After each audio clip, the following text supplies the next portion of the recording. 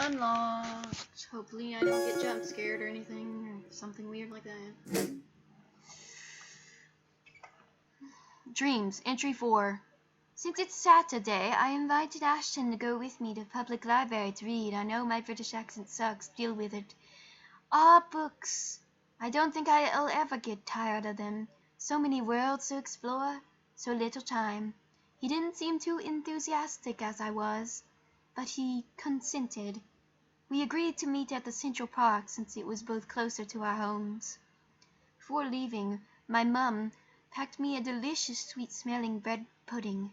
I made extra, so don't forget to share your snack with Ashton, okay? It sounded a little weird, I said that. She reminded with a smile. Ever since Ashton saved me from bullies, I've been telling a lot of our adventures to Mum and Dad. Or Da. I've told them that because of him, I was looking forward to going to school even more now. They said Ashton's a good kid, and that I've made the right choice in being his friend. I still hate this accent, but whatever. My accent. Anyways, when I arrived at the park, Ashton was already sitting on one of the benches, listening to his headphones. I waved my hands and ran towards him. I brought snacks, I proclaimed with a huge grin as I grabbed the bread pudding from my bag. We can't eat at the library, so let's eat here instead. Or did she say that? We can't eat at the library, so let's eat here instead. He took a piece of the bread pudding and nodded. Hey! He exclaimed in between mouthfuls.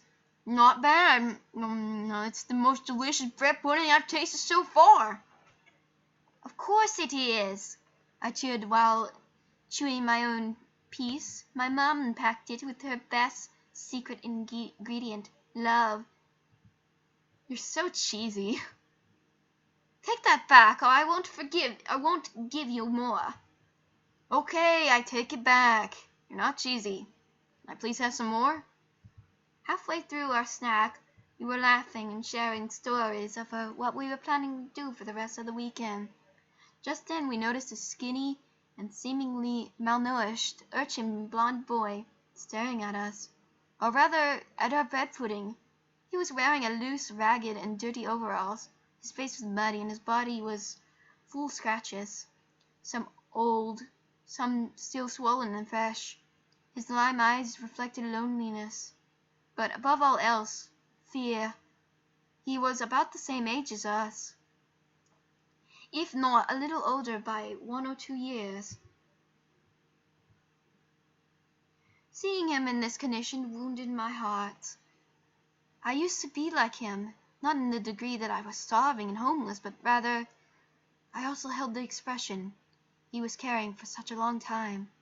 Loneliness and fear. Nobody to hang on to. At least for me, I still have my loving parents. I don't know if he still has a family at all. I was about to call out to him, but Ashton beat me to it. He whistled and gestured for the boy to come closer. I could feel the boy's hesitation, but he obeyed anyways. Whoa, come on. There's the boy. What's your name? Whoever said that. The boy didn't answer. He was being cautious. Understanding this, Ashton simply shrugged. He turned to me, waiting for me to say something. Don't worry, we won't hurt you. Oh, she said that? Don't worry, we won't hurt you. I reassured, attempting to give him my sweetest smile. Here, have some bite. It's the most delicious bread pudding in the world. Even though he was hungry, and I was already offering food, he was still wary of us.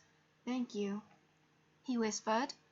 He ate a piece, and the fearful expression he was wearing instantly vanished. It's delicious! Right? I grinned, almost proud. My mum made it. Take some more. You seem like you haven't eaten the whole day. He gleefully nodded. Thank you. Chip the blonde-haired boy with her. Ashton and I looked at each other and smiled. The boy warmed up to us, so maybe it was a good idea to ask something about him. What should I ask?